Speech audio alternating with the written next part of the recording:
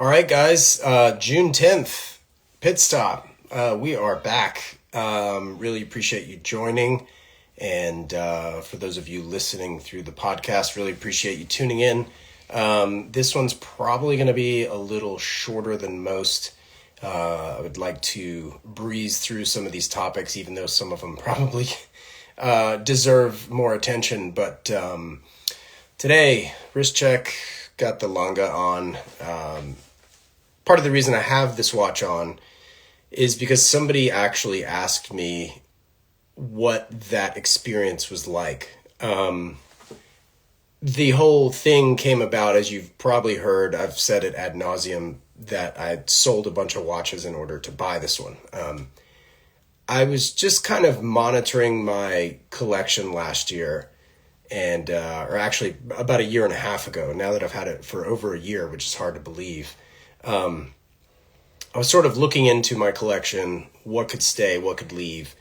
And I was like, I think I could pare back 6-7 watches that I had purchased over the last 6-10 years and get one of my grails. And I've always been a Longa fan since learning about them in my collecting journey, I would call it. If even, I don't even really consider myself a collector, more an enthusiast, but I really got into watches, for those who don't know, around 2007. So it's coming up on 20 years. And IWC, the first love, it's been well documented. If you don't know that story, then I'm sorry. This isn't the format for that today. But at any rate, the Longa came about because I've always loved the 1815 chronograph. But I have so many chronographs in my sort of arsenal, if you will, at the time and currently still, that the Longa 1 was always on the short list as well. And I know that I own nothing like the Longa 1 because there isn't really anything like the Longa 1 unless you consider the Glasuta original. But that's a different conversation. So basically, how I decided to sell what I sold in order to get this watch really just kind of was the fulcrum of how much repetition there was in my collection. I just said that I had a bunch of chronographs. Well, yeah, and several were 41 millimeter IWC chronographs.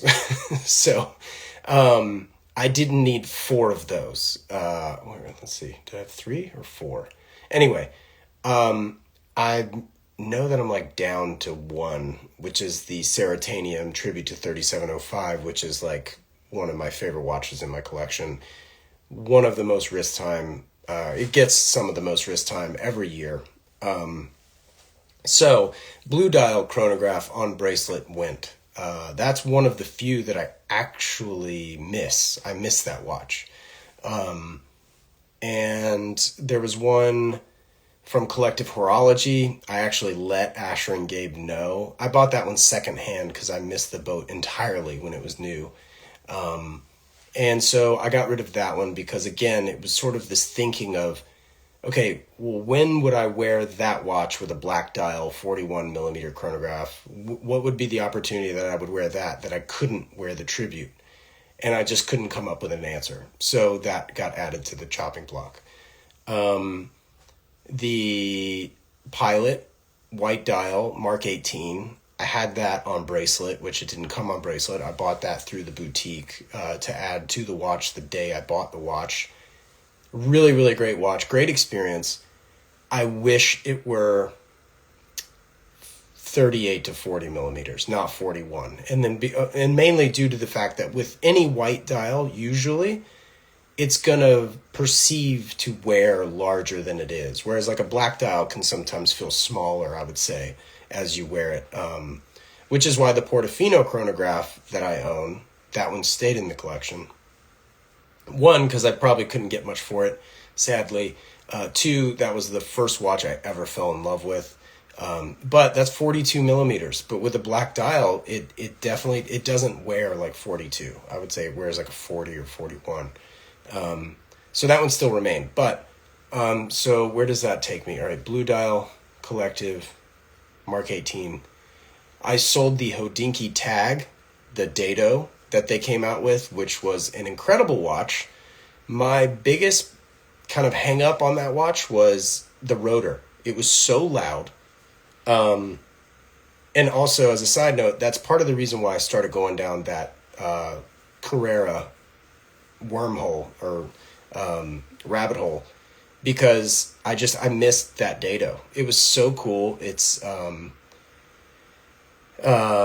not symmetrical. Usually my OCD would only allow for like a symmetrical watch probably, but that asymmetrical layout of that dial was just so cool, and I loved it. And it was 39 millimeter. It was a little chunky, it was a little thick, but I will say the rotor was so loud that it drove me crazy. And also, I like kind of thought about, okay, owning this Hodinkee tag, would I rather own a Longa 1 over this? And the answer was inevitably yes. So that was the fourth watch I sold. I'm trying to think, what was the fifth one? I sold a Tudor. Well, I sold the Tudor Black Bay Black, the original one from 2015. I sold that a while ago. Same thing with my first Omega in Space. I think I've talked about this perhaps on the show before. I was one of those people who thought that everybody should own a Speedmaster. I don't think that anymore. Having owned what I thought, and still is, my favorite Speedmaster, the first Omega in Space. I love Alpha handsets, hence being a Longa fan. Love an Alpha handset. The first Omega in Space was definitely my favorite. But again, it was like chunky. Fairly often I would consider it illegible. And me being an IWC guy, if I'm reaching for a chronograph, I'm going to reach for my IWC. So there's that. What else did I sell? I'm drawing a blank now that I'm here on... Because when I write these notes, I just write Q's, and it's like Longa trade purchase experience, which it wasn't really a trade. It was like sell a bunch of watches and then buy a Longa. But anyway, so there were other watches that I'm drawing a blank on for some reason. I can't think of what they were, but it was like 3 IWCs, the tag, and there were 2 others. I sold, or one other. I think I sold 6. Anyway, I'm going to continue on. I'll put it in the comments or something if I think of the other ones that I sold. But right now I'm completely drawn up. Oh, the 5513. I sold that because that was sort of at the time my Grail sub, and I don't know. I just fell out of love with it. It's kind of strange, and that can happen when you're sort of an enthusiast and think you want something, especially for years. I'd never owned a Submariner before. I always loved the 2-line sub, and I always liked Submariner being above the depth rating, so that immediately knocked out a Mark 1 dial. Mine was a Mark 3 dial, Maxi, which I also really, really wanted. It was all the things. You probably saw posts of mine on Instagram over, like, throughout COVID and stuff. But I think I had it for 16 months, 19 months, something like that. Call it a year and a half. And it just, like, I just looked down and I just wasn't in love with the watch. And so I knew I needed to move it, especially when the idea of potentially acquiring a Grail came into mind, because let's face it, a 5513 during those years was, I don't even remember, 12 grand, 14 grand. I mean, it was a lot of money, like a lot of money. And I don't really love talking about dollar signs necessarily. But, look it up, call a spade, that's what it was. And so that was a major chunk of buying a Longa, if you can imagine. It's a third the price. So almost, let's see, it was about a year and a half ago, now a year and 9 months ago, good friends of mine got married in London. So my wife and I went over because we were obviously close to Paris, and we had, kind of bookended the trip with some extra time. On the front end, we decided to go to Paris. Well, within walking distance of our hotel, the new Longa boutique in Paris had opened.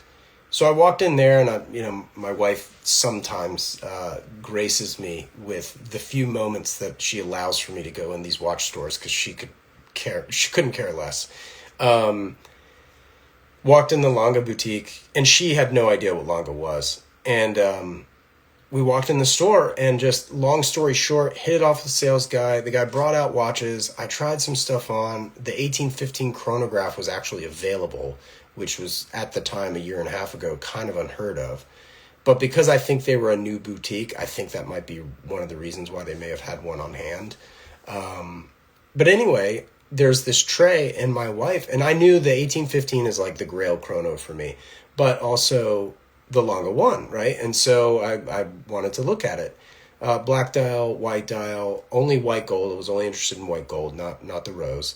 And my wife looked at the Longa one of the three that were on the tray, and she goes, "That's a beautiful watch." And she never says that. She has no opinion on watches 99.9% of the time. And this is with the 0.01% of the time where she gave me feedback, unsolicited, I'll mind you. Like, I didn't even ask for her favorite. She just was like, "That's beautiful." And I couldn't agree more. And so that's when I knew I also needed to go home and really think about what was going to be moved in order to make room for this.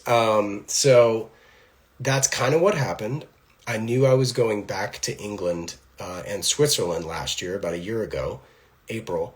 And that's when I toured the IWC factory, met up with Christian Knoop, who was subsequently on the podcast, and went over to England, went to Bicester Heritage. Sadly, they recently had a fire. I don't know if anybody of you are familiar with that. But long story short, I was over there for that annual event. It's called the Sunday Scramble. I think they do it a few times a year.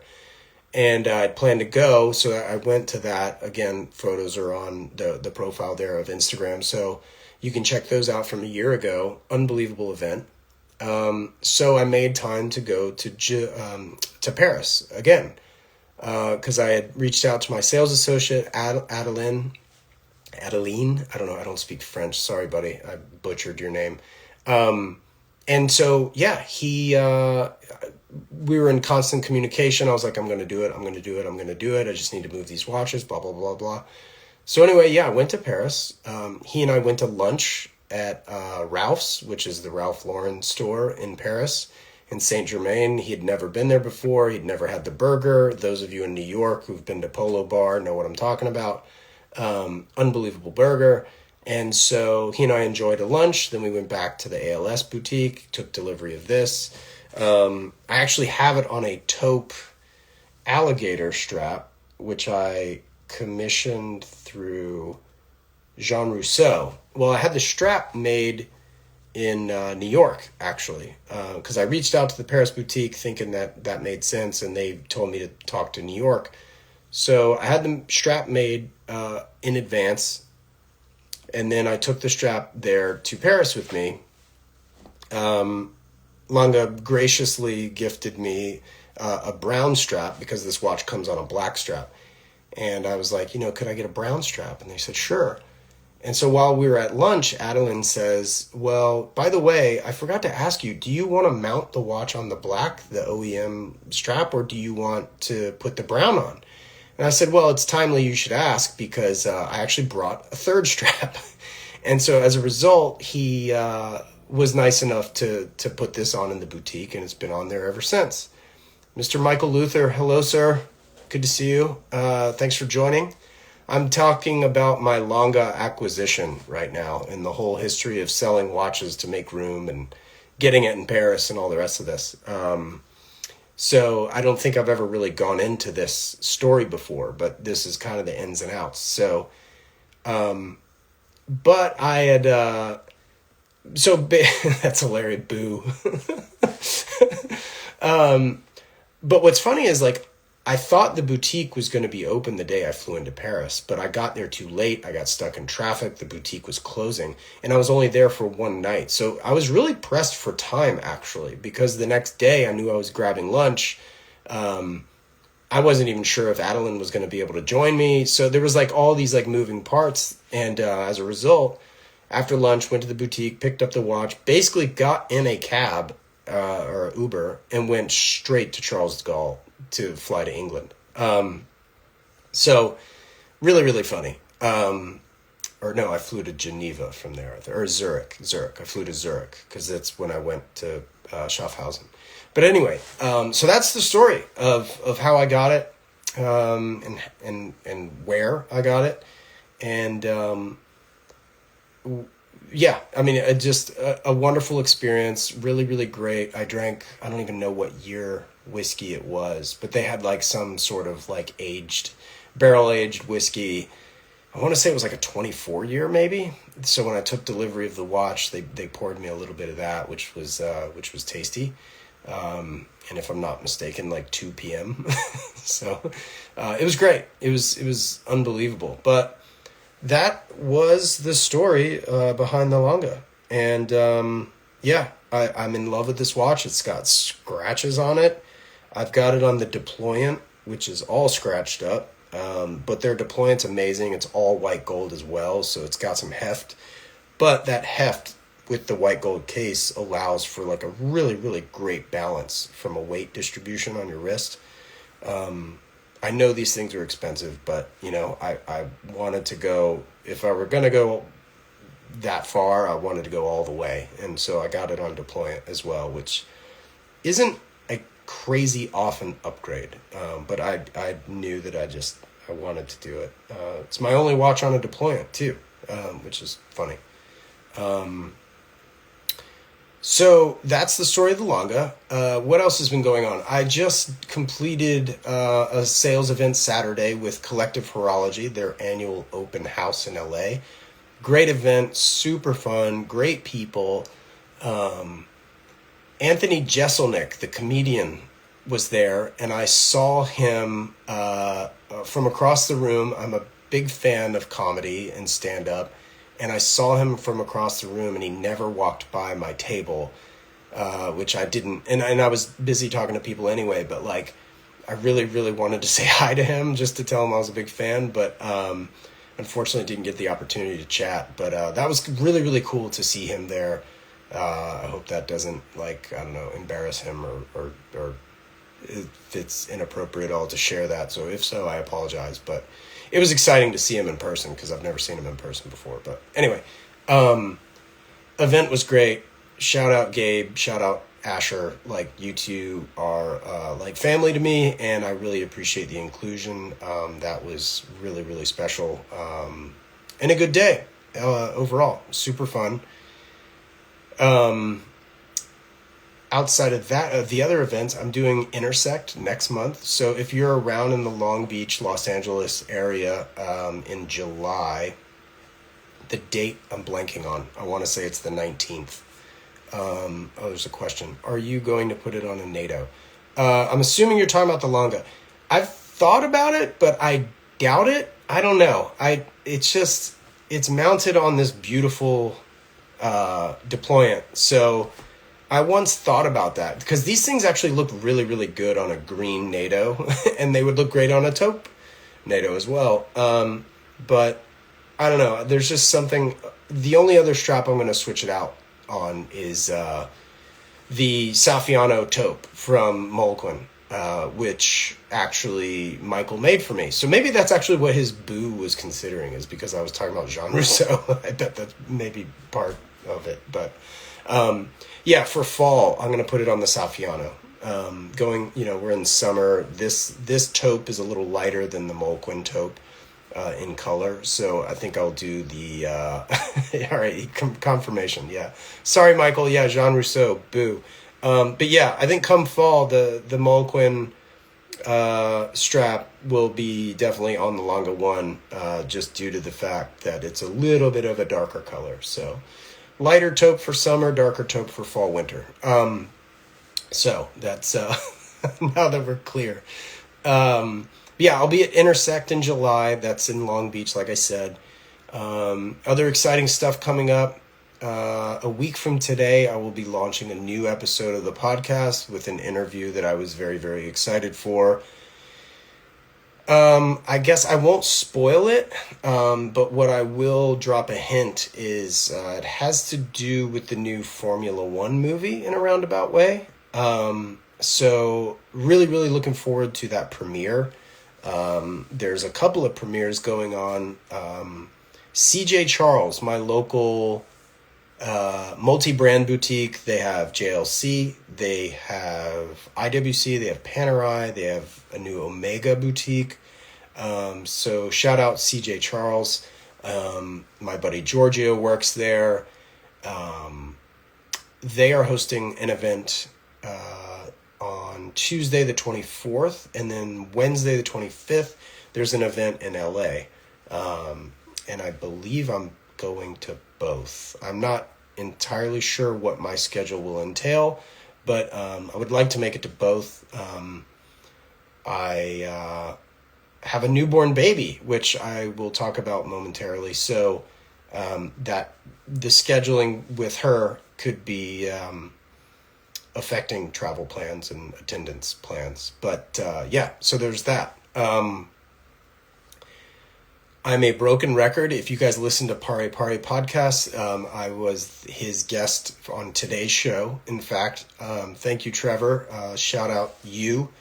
Like I said, I'm kind of a broken record when it comes to the polos. Well, I am sending a shipping label to my manufacturer today in order to have the final sample. I'm hoping it's the final sample sent to me because I can't make it to LA this week. But if they ship it, today, tomorrow, I'll have it before the end of the week. So God, please pray. It's a full moon tomorrow too. So I hope there's no wonky things going on, but, hopefully the polos will be in production next, which would be beginning next week if this final sample is good to go. So there's that. What else is there product-wise? Well, the Molokun collab case, the 2-watch premium case. Again, if you heard Pare Pare, we talked about it. If you've seen some reels and some photos of mine recently, I've been teasing the heck out of it. What colors? What colors of what, Mr. Michael? I'm not sure. Of the polos. Oh, sorry. Yeah. The polos will more than likely be debuting in black, blue scuro, which is like a dark navy. Many of you are familiar with it. It's a 1950s Ferrari color. And then white. I thought black, blue, and white made a ton of sense. I've thought about doing cool gray. I don't know. You guys tell me. Would you want to see gray? I'm not sure. Go to my website, look at Cool Gray, the Avant t-shirt, the Carrera t-shirt, the Vanagon hoodie. They've all been released in Cool Gray before. I just sort of feel like black and navy and white would sell best, especially on the initial run. I don't know. If I'm wrong, by all means, tell me. If you guys want to see another color. I'm not going to do British Racing Green, I don't think, on the first run or anything like that. I was super excited about British Racing Green when it first came out, but I got to be honest with you guys. They were just not snatched up in the various and sundry assortments or articles of clothing that I released that color in. They did well with the XK sweatshirt, but then for some reason they just didn't sell great in the t-shirts. I found that to be kind of interesting. But yeah, navy sounds good. Me and you both, Ed. Honestly, I pretty much anytime I wear a polo, it's either navy or white. But I do wear a lot of black, so I was me personally, I think I'm going to go with those three. Which product line are we talking about? What's up, Matt? Thanks for joining. The polos. I'm taking a temperature on what colors to distribute first. And I'm probably going to cap it at 3 colors. So I was thinking black, navy, and white. So you let me know, Matt. You're kind of a navy fan, if I'm not mistaken. White, I could foresee being in your hanging in your closet, I think. Who doesn't need a crisp white polo? Looks great under a blazer or whatever. Anyway, that's kind of the update on the polos. Okay, so I became a dad 3 weeks ago today. My daughter Kaya was born 3 weeks ago. I am over the moon, obsessed with my daughter. It's pretty fair to say. And so basically, where I'm going with this is my wife and I went away recently on a road trip to Idaho. And I'm kind of curious. I was wondering if anybody, because a lot of you knew that we were due soon. And so I'm not trying to say this as like a attention seeking. And what I'm also about to say isn't me trying to be this like influencer, like dad influencer or anything. So take everything I'm about to say with somewhat of a grain of salt. But I was reluctant to talk about it in general. But I keep getting wonderful feedback and comments and congratulations and asking how my wife's doing and asking how the baby's doing. And it's like really, really heartfelt. And it warms my heart to receive these kinds of messages. And I guess what I'm getting at is when somebody asks me how my wife's doing, sometimes it gets a little awkward or I start to stutter, only due to the fact that we ended up going through a surrogacy. And we had a very long, difficult road trying to get pregnant. And I'm only talking about this really, honestly, because in my private life with the friendships and the vague number of people that I would talk to about this topic, I only found that I kept hearing more and more people talk about how they either went through it themselves or they knew people who were. And it's not like it's taboo. It's not like, nobody wishes this upon them necessarily. But we did go through that process. We had a wonderful experience, which is another reason why I kind of don't mind talking about it. And so baby Kaya was born in Idaho, I guess is the long and short of it. So we took 3-4 days to drive up there. We wanted to drive her home. It's debatable as to whether or not you should fly with a brand new newborn baby. So we didn't want to do that. We wanted to drive. And this is all in conjunction with like why my wife got a new car back in January. So we knew we were expecting and all these things. So my wife is doing great. So for anybody who's wondering, my wife's great. And the surrogate's great. And that makes me so happy. Like I said, unbelievable experience. But not difficult to talk about, but difficult to debate whether or not I wanted to share that aspect of my personal life publicly. So I guess if you're tuning in for this long, there you go. It's not really on the surface. I'm not really posting about it. Again, this isn't like a soapbox type of, I don't know. Somebody out there is thinking, Wesley, you're overthinking this. This is not a big deal. But, I'm vague sometimes, and sometimes like not on purpose. It's only to sort of even protect my wife's opinion and what goes on in her personal life, because you just wonder like what's people's actual business and what's none of their business. And so, but I wanted to bring it up for, I guess, a couple reasons. One, the biggest reason I wanted to bring it up, honestly, is to maybe make it more common, because some people are ashamed of it. There's a lot of feelings of being a failure if you are within a couple that are having difficulties getting pregnant. There's like these feelings of failure, and there's inadequacy, and it can be an absolute emotional roller coaster. With hormones that you have to take and the shots that you have to administer yourself if you're the person carrying the baby, it was a long road, and it wasn't always easy, and it definitely tested my marriage in ways I never saw coming. And so, perception being reality oftentimes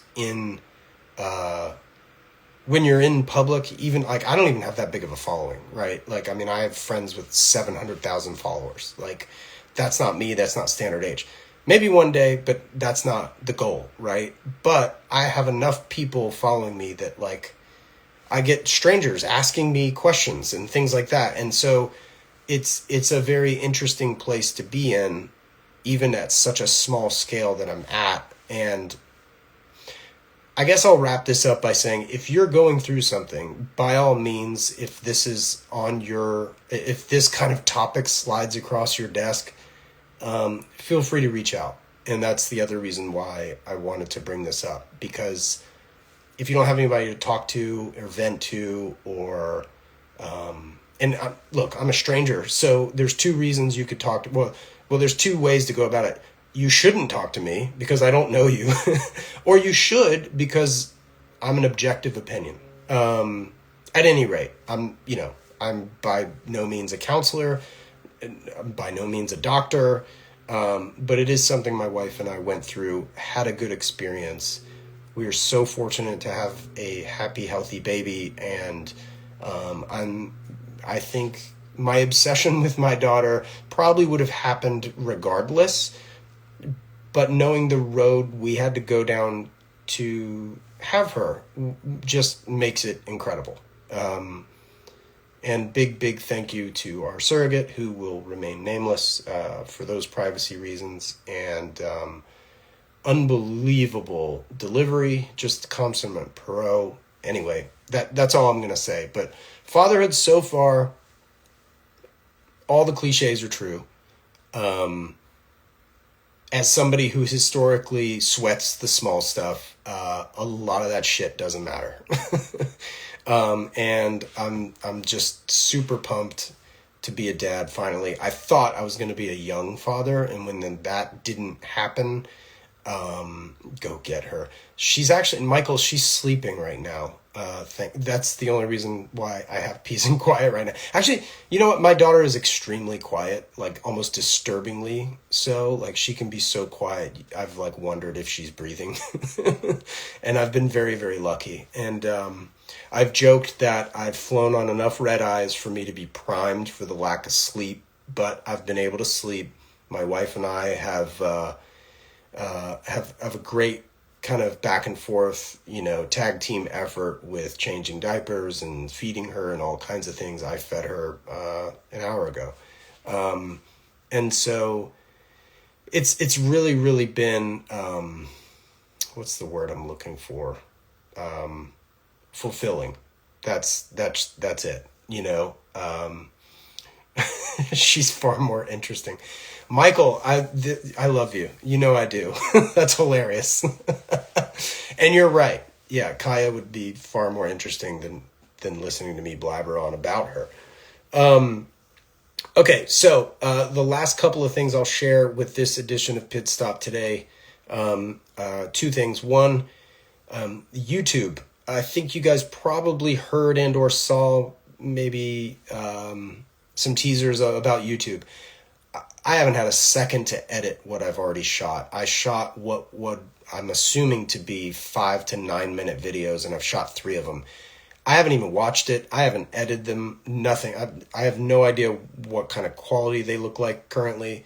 I think they're going to be okay. I might look like an absolute boob, and if that's the case, I'll delete them and we'll start over. But I also wanted to say that on the channel, the whole point is to share small business stuff, but also share things like, okay, so somebody came up to me and said, hey, I don't think you ever shared your Longa story. Well, that was the beginning of this episode, as you know. The other thing that person said was, it would be really cool to see a video of like your design inspiration and explanation of why you design what you design. And that's exactly why I wanted to start YouTube. And frankly, I should have done it 10 years ago. God knows that was the time to do it.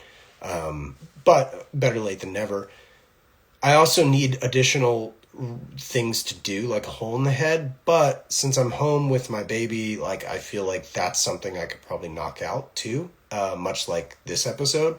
So those are things that I can do at home. They don't require travel. And honestly, they seem fun. Like, I'm excited to do them. So I have no idea when the YouTube's going to come out. I said I only had 2 things to say. Now that I'm saying this out loud, the other thing that I was talking about is I've had several, not a ton, but several of you have asked if I would sell my photography. Well, I made a significant investment about a month ago, just before my daughter was born, and it's sitting to my left, and it hasn't been touched since because I haven't had time. Grant, what's happening, brother? Great to see you. Thank you for joining. But yeah, I bought a really high-end photo printer. So again, I was hoping by summer I would be able to sell some of my photos, or have the capability. So if anybody had reached out, as they have in the past, saying, dude, I want a print of this, I can actually print you one and sell you one. So, and this is something I've like toyed with in my brain, but I don't know. I guess the humility in me historically has been like, all right, these are my photos. I enjoy it. It's a hobby of mine.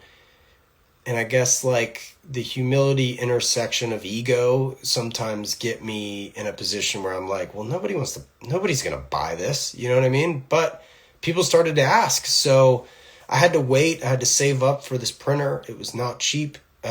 So that was the other thing. That's also why some of my watch purchases have been sort of mitigated and or pressed pause, because I bought this new printer that I'm excited to learn how to use and calibrate and all the rest of that stuff, but I haven't had the time. So hopefully by fall I'll be able to sell some prints, and anytime you reach out saying I want a print of this, I'll be like, great.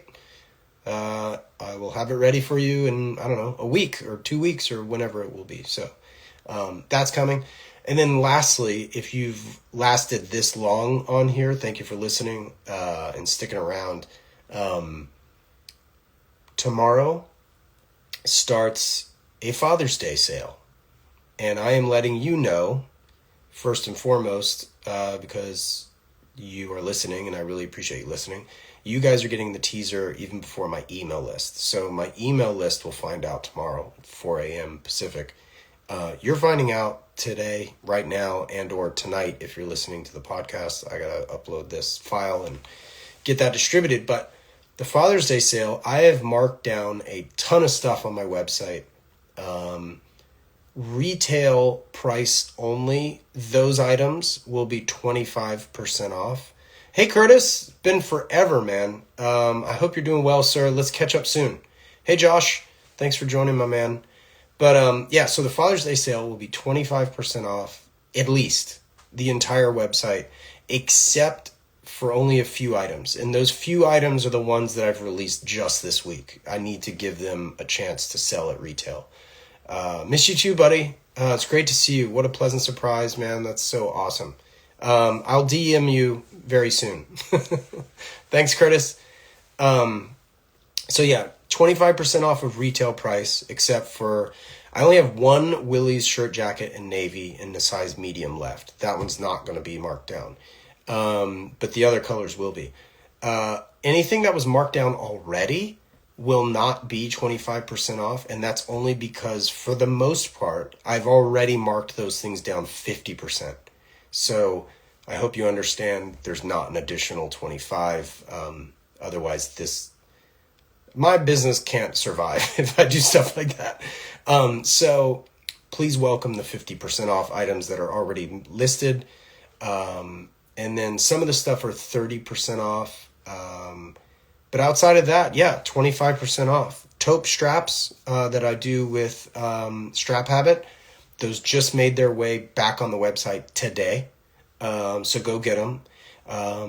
Sneaky. They used to only be 20 millimeter, and now we have 22 millimeter available. So you're welcome. Yeah, that's really all I got for you guys. I'm excited for the Father's Day sale.